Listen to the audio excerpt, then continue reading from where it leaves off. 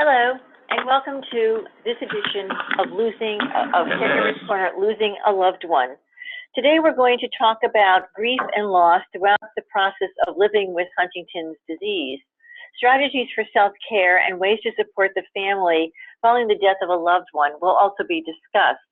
Our presenter today is Susan Reynolds. Susan is a social worker at the HDSA Center of Excellence at the University of Washington Medical Center in Seattle, Washington. She's worked at the Center of Excellence since 2014, and her background has been in home health and hospice. She's committed to education and support for the HD community, and we're proud and pleased to have her present this topic today. Before we begin, we're going to go do a little housekeeping and discuss how you can ask questions as well as how to access the webinar after the presentation. So questions can be asked at any time. However, we'll wait until the end of the webinar to answer them. To ask a question, click on the chat function in the toolbar and type your question, then hit send. Only we here in the national office and our panelists will be able to see your questions. To view the webinar again, you'll be able to access it within 24 to 48 hours after the broadcast. And to access it, you can go to hdsa.org/livingwithhd and scroll down to our link for Caregivers Corners to access this and our entire library of helpful webinars for caregivers and HD families. As always, we encourage you to use the information provided in today's webinar for informational uses only, and to consult with a healthcare provider and other healthcare professionals about any advice, medication, treatment, or regimen that may have been mentioned as part of this presentation. And now I'm pleased to turn the webinar over to our presenter, Susan Reynolds. Good morning. This is Susan. Welcome, everyone. Good morning to those of you on the West Coast and in the Midwest and South and East Coast. Good afternoon. I'm delighted to be with you today and talk with you more about this topic of losing a loved one and living with loss. So just a moment while I get my slides moving. Thank you. Deb, the slide is not moving forward. Thank you. We're just having a minute of technical difficulty here.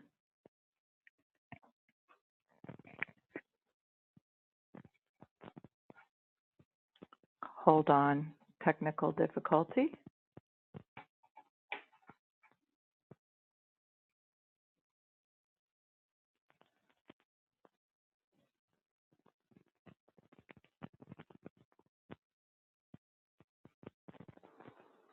Hi, Susan. Would you try hitting enter?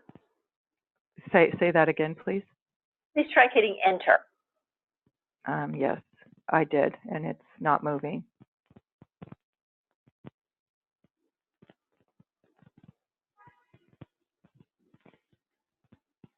Can you operate the slides for me? Yes, we're doing that right now. Okay. Thank you. Okay. You've got the first slide up? Yes, we do. Okay, thank you. Sorry for that technical difficulty. We'll go ahead and go forward. So again, I want to just let you know that one of the things I think is important is that I have no financial relationship here, and so everything I'm sharing is based on 30 years of work in the field of social work practice. I have no relationships to disclose. I'd like to go to the wild geese. This is one of my favorite poets, and when I worked in hospice years ago, this poem really resonated with me because I think it speaks to how tender and also how strong you all are as caregivers, family members, as well as us as professionals who work with people who are facing or have faced tremendous loss in their life. So just enjoy that, and I hope some of you will resonate with it as well. Let's go ahead and talk about the workshop objectives today. And so for any of you who may have heard me speak in Los Angeles, some of this may be repetitive. However, again, I want to make sure that people understand what these terms, grief, loss, and others that we'll be talking about today, how they're defined in the literature, as well as how people have shared what they mean to them. And then the different aspects, physically, mentally, emotionally, spiritually, that people respond to loss during the time of caring for a loved one with Huntington's disease, as well as following the death of a family member or beloved friend. We're also going to talk about some strategies for coping, and many of these come from family members, other professionals, researchers, and because of my background, I have had the opportunity to sit in people's homes and facilities where people have lived both with themselves as well as their families. So I think this is especially pertinent that we share these. Also, understanding these terms that have come about more recently, like resilience, something that we talk about in the Huntington's community a lot, which is defining hope, and also how does one go on? What opportunities for life are there after the loss of someone that you have loved and cared for? And finally, we'll talk today about similarities and differences in Huntington's losses. So we'll go to the next slide.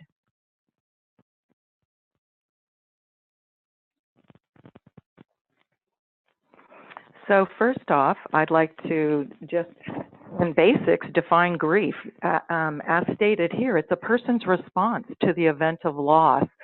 So when we lose someone, whether it's a pet that we've loved, a job that we've loved, and equally and more importantly for most people, someone that we have loved or connected with in our life, we have a grief response, a very normal human response. So clearly stated. I think if we talk about anticipatory grief, though, we start to get a little deeper into that subject of grief. And what we're talking about here is what happens as people literally begin to prepare and rehearse that someone that they love who has lived with the illness over a long period of time or seem to have changed suddenly with a change in condition, we're expecting their death and what that is like with Huntington's disease. And for many of you on this call, as well as others out in the community listening and hearing about this, cumulative grief is when multiple losses happen. So I had a panel in LA where family members talked about losing children, spouses, in-laws, having siblings affected, and that is what I refer to as cumulative grief. And again, each change, each new diagnosis, each family member that dies, that grief can continue to intensify for people, and it can lead to this final term called complicated grief. And complicated grief simply refers to grief that is long-term. It's prolonged because of time and intensity, and it can very much disable people and affect their ability to continue with their own life, to find purpose, to find meaning. This is one I would like people to pay attention to, because if this does happen, and folks are unable to move on for their grief and feel that their life is not worth living, or that things would be better off without them, having thoughts of suicide, or just a complete inability to function day to day, that seeking help can be and is especially important. Grief is a normal human process. being unable to function in one's life over a prolonged period of time is not. So we'll go to the next slide. So as I was doing my research, this phrase, words of comfort don't necessarily comfort, really hit me. And as I presented earlier this year in LA, and as I've worked with numerous people around grief and loss, people that are recipients of statements, and I've been one of those, have heard people say things like, you're so much better off, they're in a better place. That isn't necessarily comforting for someone who has lost someone that they love and had no desire, no reason to expect that would happen in their time of life with their child, with their spouse, with their sibling. So I think we want to be careful, both as people wanting to support someone who's lost someone, and as people receiving those words, that we're aware of our language, that we're meeting the person where they are and what's going on for them. So let's go on to different types of issues. Ambiguous loss. This is probably the one that I see the most in our Huntington's community. When a family is caring for someone with Huntington's disease, either day to day in your own home or in a community facility, or you're long distance caregiving and doing a lot of work by phone as well as flying or driving in, when the person that you love is still physically present, but their ability psychologically and mentally is absent or mostly absent due to the disease. And this again can cause a lot of mixed emotions in folks, and we'll talk more about some strategies for coping later in the session. The other area that I think is really important to talk about is chronic sorrow, these recurring intense feelings. And again, we see this a lot with families with children with chronic health conditions, and I'm going to expand that to say with everyone who is doing long-term or short-term caring for someone with chronic health conditions. And chronic sorrow is just that intense grief because of the anticipated loss, that unknown window of time when it will happen, and continuing to be a caregiver during someone's lifetime. And finally, death out of order. And for those of you who have lost someone who was your age or a much younger, a child, a sibling, that someone that you thought was going to be with you a long time. And typically that's brothers and sisters. We think we're going to live and grow old with them. I lost a brother at a young age, and not being able to protect that person and save them. So that's what death out of order is referring to. And we'll go on forward now. So this is just something for you, for those of you who have access to the slides. It's a grief and loss kaleidoscope of grief. And it's put out by Sacred Spirit Passages, and with their permission, I've been able to use it today. And it's just a kaleidoscope of the emotions that we can have as people who are grieving, as family members, during as well as after the loss of someone. So I won't read all the things, but things like loneliness, trying to get out of the pain, doing anything one can for relief, grieving, having shock, having denial, anger, guilt, questioning my own ability to be okay. Where am I in this grief process?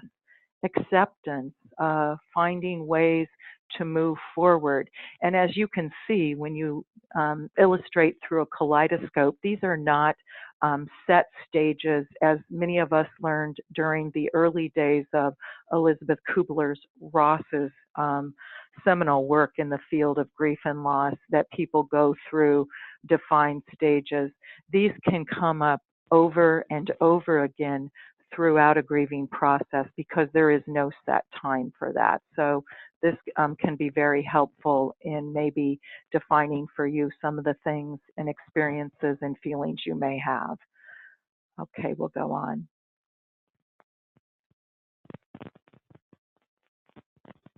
Next slide, yes. Okay, so again, this is kind of probably a repeat for many of you who have experienced your own grief and loss, but I like to call out the different types of responses that we can have. And physical is probably the biggest one. I work in a medical setting. This is oftentimes the biggest one that we see, and also in home health and hospice when I worked there, that people complain about not being able to go to sleep or stay asleep, and that extreme insomnia, and then that incredible fatigue the next day. And some people think, what was I really doing? I was just at home all day, just sitting with my loved one, or I was not even living all the other parts of my life. But it's those incredible fatigue feelings that can really cause people to not be able to participate as fully or to think as clearly during their day. So rest is very important. And so even if a person cannot fall asleep, being able to lie down, rest the body is super important. And just to elaborate a little bit on fatigue, I've had folks say, I get to the end of my day and I just feel like it's gone 100 years and I have tomorrow. How am I going to do that? And so each day, as a caregiver, as someone grieving the death of someone, finding ways to hold on to that day, to participate in any way that you can. And that might be taking a shower, that might be just resting, that might be reading a book, calling a friend, because this fatigue is real and it's just as much physical as it is emotional and mental. Other things that people talk about are a lot of the body response to loss, pain in the chest, I think I'm having a heart attack, anxiety, ending up in the ER and being told it's an anxiety attack and just being bewildered. How could a biological response cause such a reaction in one's body? Feeling the heart is just jumping around. A friend of mine this week who's gone through a recent loss shared about an emptiness, a nausea, a gnawing in the stomach that can't be filled. And that's a very common, again, physiological response to grief. And finally, headaches, just that, between the eyes and across the forehead sense that it's not going anywhere. And that's the mind and the body responding to the tremendous impact of grief and loss. Finally, people can also experience shortness of breath, just feeling tight in the throat, just weakness all over. And again, all these can mimic potential physiological responses. So, if you have a provider that you've worked with and you want to share with them what's going on, they may also be able to give you some input in these areas. Let's move on to some other types of responses. This is probably the area that I work most closely with folks is in the area of emotional loss, that anger at oneself for this is someone who is caring for someone or being a recipient of care at not always being the person you think you're supposed to be, having a short temper, being tired, not having time to sit with your loved one and do things that you enjoy doing because you're so busy cooking and cleaning and making sure the bills are paid, that there may be a lot of anger going on at yourself, or the person may be angry with Huntington's disease at what they can no longer do. There's also an anger after death when someone feels like they have a sense of relief, and then they're so angry at themselves, like, how could I feel this way when the person I loved and committed my life to is no longer here? So again, not in any order, but those are things that can come up. Sometimes there's just flat out anger about HD and rage at how could it do this again to my family, to me, to us, and feeling like, how do I talk to others about it? They don't really understand. They're not in my shoes. And so, again, then finding outlets to deal with some of those emotions, and we'll talk about those. I hear this one a lot, guilt at myself for being gene positive. If I've had children, that they're at risk, that my family will have to care for me, for those who have been in families where HD is known.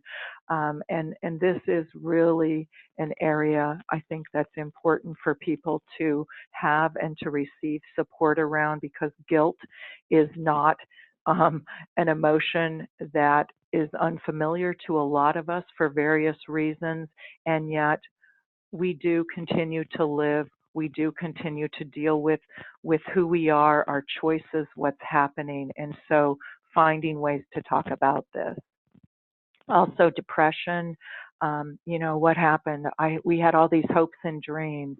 Our life was moving forward. It was going in a direction where we wanted it, and wham, Huntington's disease came about. What do we do now? How do we continue possibly living in the face of this enormous disease? And so again, real emotions, they're not abnormal. What can happen though is if we don't address and deal with the depression and the feelings, they can take over. So that's again where we'll talk about therapy, support groups, a variety of ways to reconnect and to address these feelings and emotions as they come over. And finally, and again, certainly not the last, is that fear that people have of becoming less able to affect the outcome of the disease as a caregiver, that no matter what, with a slow progressive disease, it's going to continue moving forward. The person with HD becoming less able and unable at point to participate in their own care. Or more recently, I've been meeting with a lot of folks who have been newly diagnosed, and their fear is that they will be just like their family member who they saw with HD, and being able, again, as a provider of healthcare, to educate about the disease and how different and variable it is with each person. And yet we can't stop the emotional response, but as providers, we can talk about that and share with people the experiences and stories that we know, while protecting someone's confidentiality. Let's go forward. I think it's really, this again is one of those research projects I was doing in preparing for this, that Lucy Hone talked about in her book, Resilient Grieving, not having to say, I'm sorry, it is not your fault that your loved one was diagnosed with Huntington's disease. I added that part. And yet again, because of guilt, because of family history, stigma that was attached to HD, this can be a common emotion that people have. So just being aware of that, not putting blame on yourself or needing to stay in that place, but just being aware of it and then being able to move forward in your day-to-day living. Okay, let's go forward. Okay, mental responses. How many of you maybe have experienced this difficulty concentrating on things that you know so well that you do every day, let alone, anything that's new, and learning. I don't know about all of you, but when I've had a loss, it's like my brain just shuts down and I can't even remember my phone number, or I get so caught up if I'm at work in trying to remember what I have to do, I'm spinning. So just be aware that concentration difficulties can be real. Also, that response when you can't connect with your family member. And in a lot of HD trainings, we talk about that mask of HD and that people may not be able to accurately read emotions and feelings, but just mentally, I want to connect with my family member or the person I'm caring for, and I can't seem to get through, or they can't get through to me, and how difficult that is. And then, just feeling that person with you, even when death has occurred. Again, a very normal human response to grief, that they're still a part of me. They're woven into my fabric. We'll never forget them. We grieve them. Grieving doesn't happen in short times or a set amount of time. It's an ongoing process as we continue to leave. Disbelief. Hey, this is not possible. This is happening. This cannot go on again and again in our family. What can we do? What can I do? And then how do I continue to do what I do as a caregiver, as a family member in the face of Huntington's? And some people get very preoccupied with that and find it very difficult to stay connected with others. And one of the things that I like to talk with and counsel people about is finding ways to take a break mentally, physically, emotionally, so that you can focus on healing and self-care. Very important, and we're going to move into that in these next slides, so we'll go ahead. But before we do, this is an area, and when I was in LA, I was so appreciative. There was a family there who shared their own experiences, how important their faith community has been throughout all phases of Huntington's disease, and also death of family members because of Huntington's disease. So whatever spiritual background or no background of spirituality that you ascribe to, just finding communities of support for yourself. And some of you may be thinking, well, that's easy for her to say talking on this call. We know that connection with others, be that through faith, be that through family, friends, work, is essential to our well-being. That old phrase, no man is an island, no person is an island. We need others to communicate and interact with. It's not unusual that people question the meaning of their life, their family's life, and how do we go on living. Some people feel abandoned. If they have a faith in God, by God, feel abandoned by others because of thoughts of people not understanding and not being able to connect with them. So again, this is where communities can and are helpful. That sense, I can never love, live, move forward, or hope again. And to remember that in sitting and holding these emotions, we can also free them, we can release them as we continue to the next parts of our day, our life. Sometimes we do that in a journey with others. Sometimes we do that in a therapeutic process, a journey with a therapist, our support group. So find ways to connect. Because as we know, this time we have on this earth, as we know, is what? 10, 20, 40, 80, 110 years. It's precious, but it also is time limited in this body that we're occupying now. So finding ways to let go and continue to live, I think, is really important. Let's go forward. Okay, so what do we do to cope? Well, Pauline Boss, who's a renowned writer in the field of grief and loss, says that families that live with chronically ill people in their household have to strike a balance between mastery. You literally become that center of excellence, as Jimmy Pollard talks about. You are the one who knows your family member the best, so you become so good. You're educating your doctors, your friends, your family. And also, at the same time, that balance of how do you accept that this is real, this is going on now, and how do you take the things that you have learned and put them into action on a daily basis, on a yearly basis, while living in the present. Let's go on and look at some of the strategies. So again, I think I've said a lot about staying connected with others. I love the term, talk about telling your story. What is your personal narrative? What has meaning? Because, you know, you might sit in your neurologist and psychologist and nurse and social work office, you know, for your visit, however often you go, and yet being able to share your story with your team, with others in your community, your family is very important, and that is your personal story. Find a support group. One of the things that HDSA has done has developed a number of online support groups now, besides all of the support group facilitators that are out throughout the country running support group. You know, so finding ways to connect with others to learn and share ideas and strategies.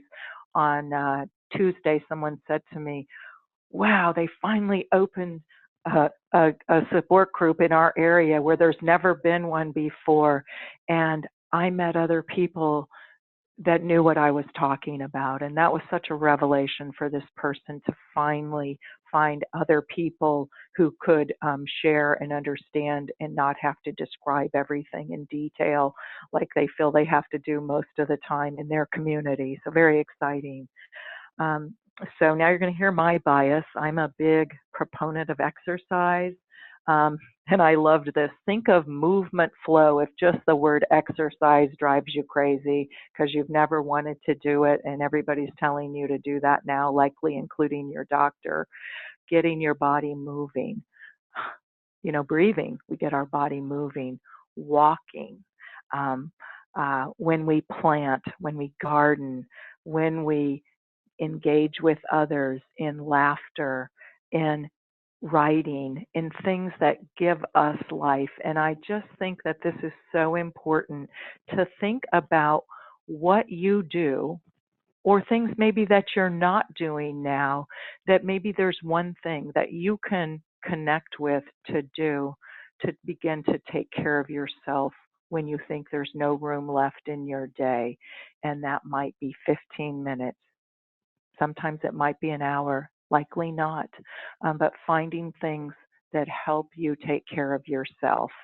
And of course, again, just reiterating that there are other professionals out here in our country, in our communities, our centers of excellence, our affiliates that are available as well. So don't hesitate to access those. Let's go ahead. These are just some ideas that families have shared with me over the years. Developing legacies. I work with families who come in and then they're headed off for a family trip, things that they can do together.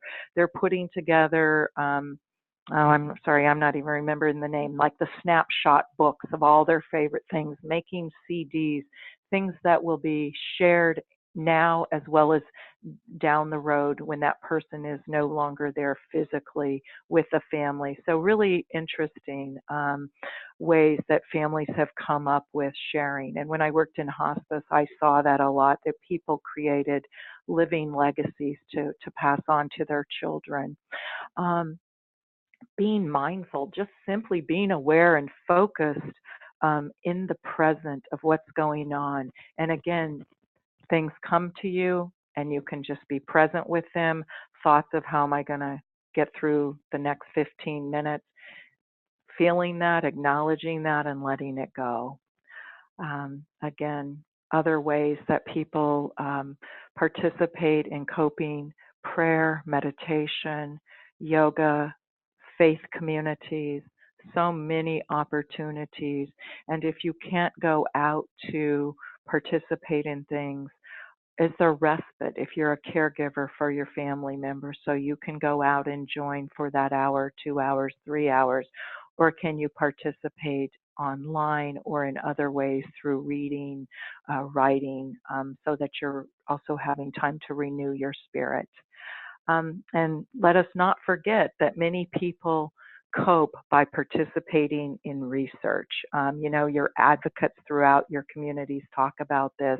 It's really true. People, you know, gain momentum and energy by being able to participate, and if not for me, for my family, for our larger Huntington's community, for our larger world. And so this is one that I hear a lot of people finding ways they can, but not everyone can. So again, these are just ideas. And I always love what the Dalai Lama has to say.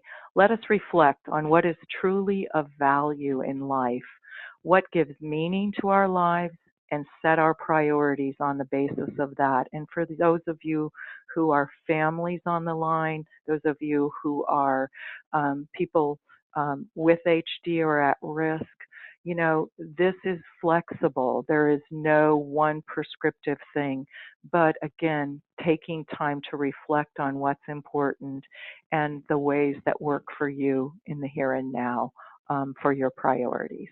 Okay, let's define resiliency. I know friends and other colleagues I work with who aren't always in favor of this term. So I kind of looked for the definition that really resonated with me, and I hope you'll find it. So I'm just going to read it to you for those of you who are unable to see the slides. The ability of adults in otherwise normal circumstances who are exposed to an isolated and potentially highly disruptive event or events, such as the death of a close relationship or a violent, life-threatening situation, to maintain relatively stable, healthy levels of psychological and physical functioning, as well as the capacity for generative experience and positive emotions. So in a nutshell, when we have sudden trauma, prolonged grief, prolonged caregiving with knowledge that a disease, an illness is terminal, and yet we're able to continue to live and function and overall participate in our life and to see hope as we move forward. That to me is what resiliency is about. And so now we're going to talk about things that we've experienced with families, with HD, and how people are both resilient, as well as how do you deal with different types of losses in families. So again, these are just examples, and a lot of my work is taken from working with families since 2014 in our community, and my work over the last 30 years. So when I talk about spousal relationships, I think of things that people have shared with me in terms of how they planned to share in their child rearing experiences, share in their household responsibilities, their plans for travel, their financial goals and challenges, and also growing old together, and how Huntington's disease, either early or later in the disease process, can interfere with those dreams and hopes that people have. And so oftentimes one of the early emotions that people talk with me about is that sense of being overwhelmed, that suddenly I am both of us. I'm acting as both of us, even though my spouse is there, because they were doing the checkbook and they keep messing up, and I have to check everything they do, but I don't want to take away that from them. But I'm suddenly adding that to my list. Or you know, my spouse is the primary cook, my partner, and now I'm ending up having to cook all the meals, and I've got to go to work and hope that everything is okay, and have to call in hourly to make sure he, she, or they are doing okay. And that's a lot of additional responsibility when you thought you would be sharing that. And again, that you're not making joint plans and decisions. You've had to take on that role. Also, just frankly, a lot of people express a lot of anger besides being overwhelmed, that it's not fair. I'm not supposed to be having to do all this. That's not what we agreed to. And yet, here I am. How do I do it? This is where I think both face-to-face support groups and online can be really helpful because, again, in sharing experiences, people learn how do you not sweat the small stuff that doesn't feel small at all, but what can you do, what can you let go of, how can you redirect something that seems to be leading to an argument or an explosion, and so those avenues can be very helpful. Also, as we move toward the end of the presentation, think about what helps you cope during times of living with loss and changes. And again, that's going to vary for all of us. Faith, family, friends, going to work, going to yoga class, going out fishing, going out hunting for some people. You know, I hear a lot of these things, and people just want to share what still allows them to cope. So let's move on and cover a few more types of losses when people lose friends during an illness and after death. Just literally that sense of emptiness and not knowing how to go forward or what my role is now and what's going to happen in the future.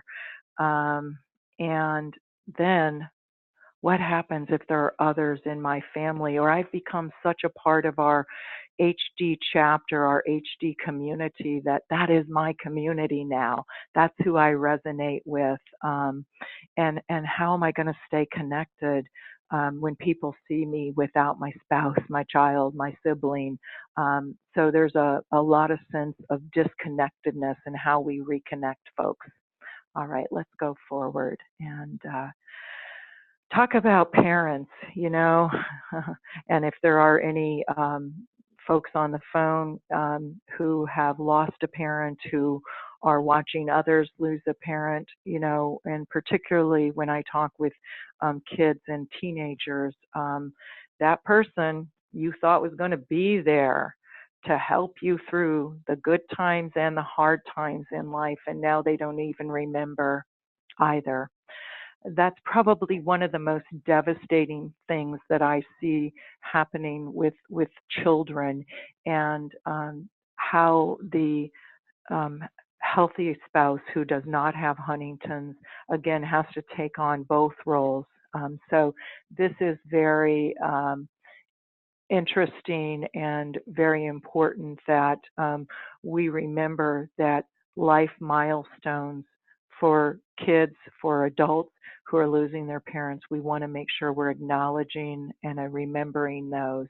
Again, this is kind of more focused on children, but you know, a lot of teenagers, I am not bringing my friends over, and I don't want my family member going to this event because people are going to stare at them and then they're going to stare at me, and I'm going to feel so out of place, and all I want to do is be in my place, and this is mine. And I've had people with Huntington's tell me, or their spouse tell me, how painful that can be. And so again, you know, finding ways to do things as a family, to be a family as much as possible, to use language that is age appropriate with kids, so that they can begin to understand, involve others. There may be people at the school. I'm out of Seattle, so we have different programs here through some of our hospice agencies, different camps that work with kids where they can be with other kids who've had losses. And again, I think I just want to be normal, whatever that is, because my husband and I are both social workers, and we always say, who's normal? None of us really have, quote, unquote, a normal family, but we just want that feeling of what it feels like to not have to deal with illness. So very important. Let's go forward. I want to make sure we have time for questions. Okay. Siblings, you know, again, I shared I had lost my brother several years ago, you know, and he was my older brother. And one of the things that I thought about him, he was kind of my teacher. I wanted to hang out with all his friends. You know, I thought they were the coolest people ever in my life and in his life. And he was going to always be there for me, you know, and that's no longer the case. And so for kids who and adults as we're losing our siblings, that maybe we have to take on roles and tasks and things that we do that we never thought would happen because that should have been my oldest brother or my oldest sister's role, and now I got to do it. And I feel like my parents are putting so much pressure on me to be what they could have been, and I just want to be me. So a lot of those emotions around changing roles because of loss. And then the other big thing, and I hear this at national and local conferences, I hear it in our clinic, what happens? I'm at risk or I'm negative and I don't want to be tested, or I do want to be tested, but I don't want to be tested for a long time, or I'm negative and my sister just got diagnosed, and those emotions that accompany that. And again, finding avenues and places to talk about that. And as many of you may know on the call, we have our Huntington's Disease Youth Organization, which is a wonderful resource for children and young adults in being able to talk and communicate with others about these types of issues, as well as just, take action on things that they can take action on, HD parity being one of them. Okay, let's go on. And for those of you who have a child with juvenile Huntington's disease or an adult child with Huntington's, that's what I was talking about at the beginning when I talked about death out of order. I saw this in my own family. I see it in the families I work with. Your child is not supposed to go before you do. That's not the natural order as we understand it. And so this is one of the areas that can be very difficult. I work with a family member who reminds me with their child about finding the joy in each day, joking, laughing, hugging, touching, things that show I am part of you and you are part of me, even if you're not able to do the things that you used to do, or that people look at us differently because you're in a wheelchair or you have chorea. Again, the power of the human spirit, emotion, touching is so important. And also just holding on, that hope that we all share for a cure, as well as the reality of day-to-day caring for an unknown period of time. And so I think it's really important that whatever hope means for us, and that may change over time, it may mean early on hope for a cure right here and now or in the next year. It may mean hope for a peaceful night's sleep. It may mean hope for creating memories and sharing time together.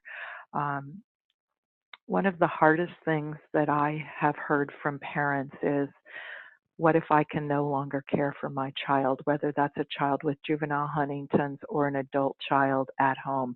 I physically or emotionally or mentally am not able to do it. And again, we have our social workers throughout the country, other professionals that can help people if that is no longer physically possible. And yet at the same time, how do you remain intact as a family by visits, letters, calls, others being part of your circle of caring? So that's a real important area to pay attention to include others in helping you find ways to continue to be a part of your child's life. Okay, I think we're coming to some of the questions I posed, and then I'd like to hear any questions that people had. And when we did the panel in Los Angeles, we talked about what helps you cope in periods of darkness and not knowing what might come next. And the families I worked with talked about being in the moment, connecting, again, that well-known reality, connecting with others, exercising, movement flow, having a friend or family who'll call you 15 times because they know you're going to say no, and yet they want to connect with you. How do we separate the diseased from my loved one? Again, I loved one of the family members said, don't sweat the small stuff. What can you do together? And what's really important, man, bouncing that balloon is so cool. I could do that with my son, just hanging out with my mom and holding her hand. Someone said, we just all, have tacos and roll them up and eat with our hands. That's something easy we can do. And then our family member didn't feel so left out that she couldn't use a fork anymore. So there's just a few examples. What does hope in the face of HD mean to you, your loved ones? How do you make a difference in the life of your family member? How do you participate and stay as involved as possible day to day in the extent that's possible? And again, as people have losses in their abilities, that may seem more challenging. And again, that's where hearing from others, what do you do when they don't seem to be able to focus on anything but the television, and yet it looks like they're just staring into space? How do you engage? Again, touch can be a very important response, hearing a voice, music, so a variety of ways. Okay, let's go on, and I want to make sure we have time for everyone to ask questions, and thank all of you for joining. I'm providing a bibliography and references that'll be on the website, so be sure to take a look at that. These were things I found helpful. I'm so glad you all joined. Does anyone have questions? So, Susan, thank you so much for that really fantastic presentation.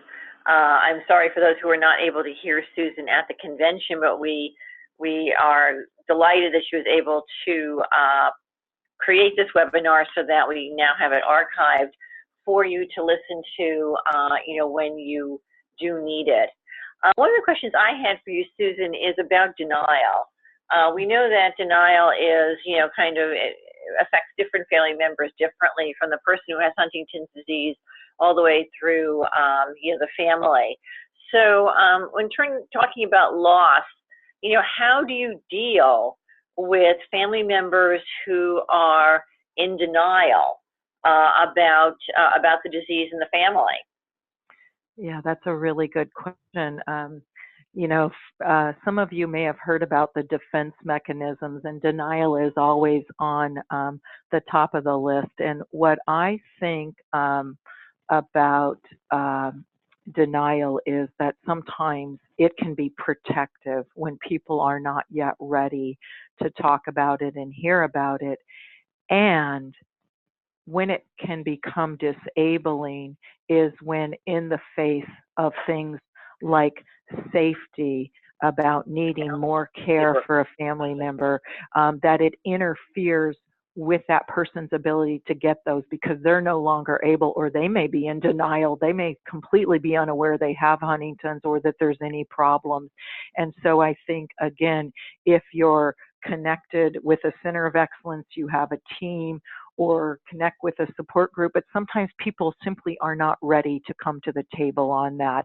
And opening the door, what I try to do is I try to plant some seeds about these are things that could happen. Huntington's is a slow, progressive disease. So there's our nurse that I work with in our clinic, describes Huntington's as a marathon, not a sprint. And yet, coming from a hospice background, when I came in, I was on the sprint course because, people oftentimes had a very short amount of time to live. And so being able, again, just to meet people where they are, share some experiences of what may happen and things that they'll need to deal with, and then being available to them. Thank you. Other questions? Yes. So what kind of self-care strategies? You mentioned a few in the webinar, but what other kinds of self-care strategies can we provide to our caregivers, and how do they recognize that they really are getting kind of burned out?